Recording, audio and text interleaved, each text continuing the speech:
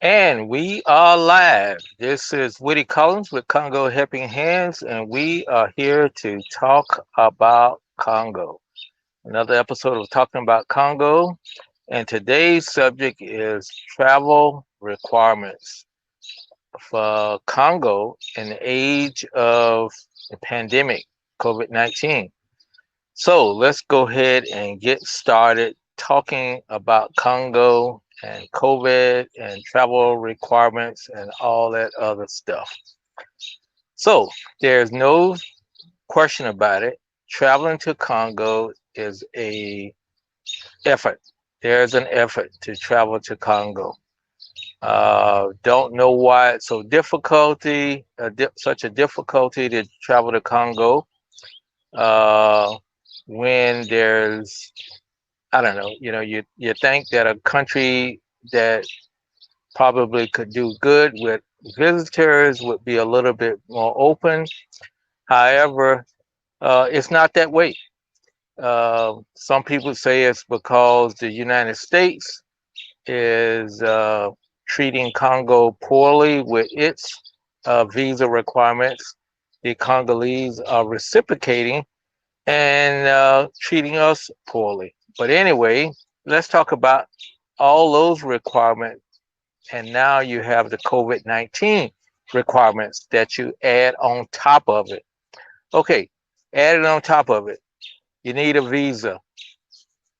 And for normal tourist visa, you have to mail in not only some money, which is keep going up. So it's right at over $125 now for a 30-day visa. Also, you have to mail in proof of your ticket, your itinerary, whether you got a round trip ticket, and they need that information. And lastly, they want to see your yellow card certificate, your yellow fever certificate, that is. So you have to mail in a copy of that. You don't have to mail in the original, but you have to mail in showing that you have it, which is crazy because they're going to ask you for it again when you get there. So uh, I don't know. And then when you go to the airport, they're going to ask for it along with your visa. So you get your visa back, and it's stamped in your passport. So you have to send your passport in with it, and they stamp it in there. And what's funny about it is the way the Congolese pass visas work. It's it starts the day you arrive in the Congo, and it's good for 30 days, 60 days, 90 days, 6 months, whatever it happens to be. So therefore, which confuses a lot of airline people processing you in, they will look on it and go, "Oh, this thing is expired already, or it's going to expire before you come back because it was issued on the say the 30th of April," and you go, "No, that was the day they stamped it in there, but it's not effective until I get there." So after explaining that to them, they will probably say, "Yeah, okay, all right."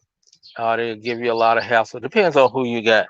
Some people have given me a big hassle, and some people have been trusting and take my word for it. So beyond those initial requirements, now you have to have a negative COVID test. Okay, and this is where it gets confusing. You look at the U.S. Embassy site, and it says you have to have any negative, when I underline any negative COVID-19 test within 72 hours or 3 days. Okay. And other places, when I looked on the airlines, it says within 7 days. So which is it?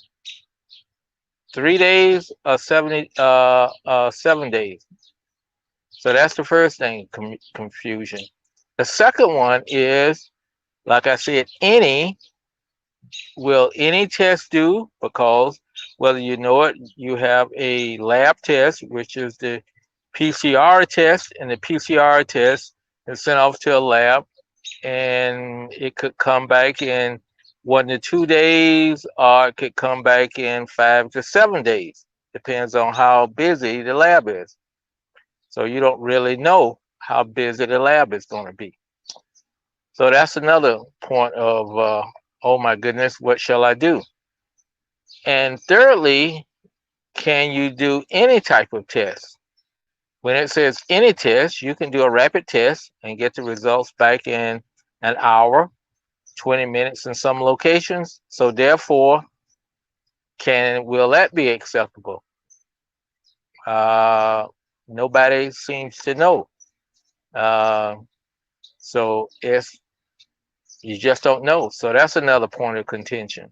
I've seen people talk about doing the home test, and they upload their results back to the whoever they bought their home test, and they were going to use that. I have not seen where they have uh, come back to the United States and everything is okay, but some people have did that. Thirdly, is you also have to register at least 3 days in advance with the Congolese testing authorities, because they want to give you another test when you get there, and plus by registering in advance and paying, you get uh, a code, a QR code, and so you can show that to them. So that's going to be, interesting, because I've known in the Congo, sometimes the electricity is working, sometimes the computer is working, and so therefore, you can show them any type of code, and they may accept it. Or if it's not working right, then may have to do some alternate things. So that's the things that I'm facing with right now, because I'm getting ready to go to the Congo in a little less than 2 weeks. And so I'm trying to work all these things out so I can, number one, probably get my PCR test 3 days before I leave, and hope that I get my results back.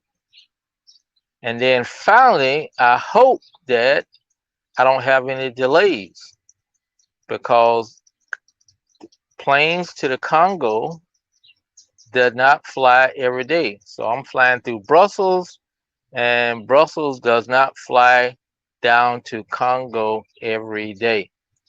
So if I don't make the flight on Friday morning, then the next time that they fly down to Congo, well, I think it will be on Sunday.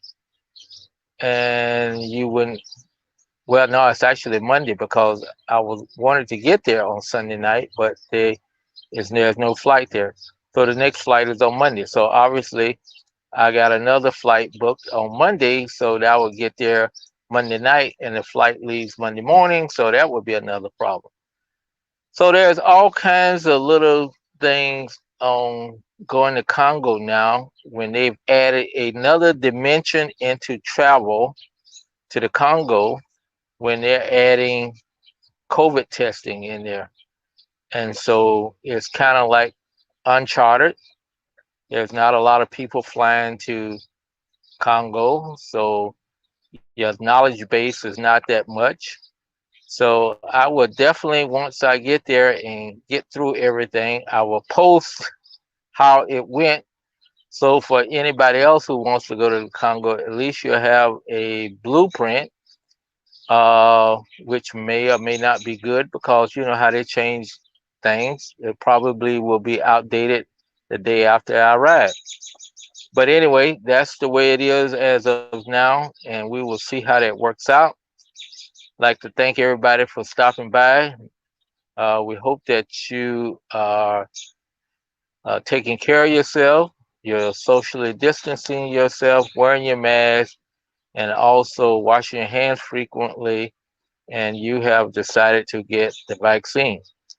So we will continue to do. And since I mentioned vaccine, I might as well say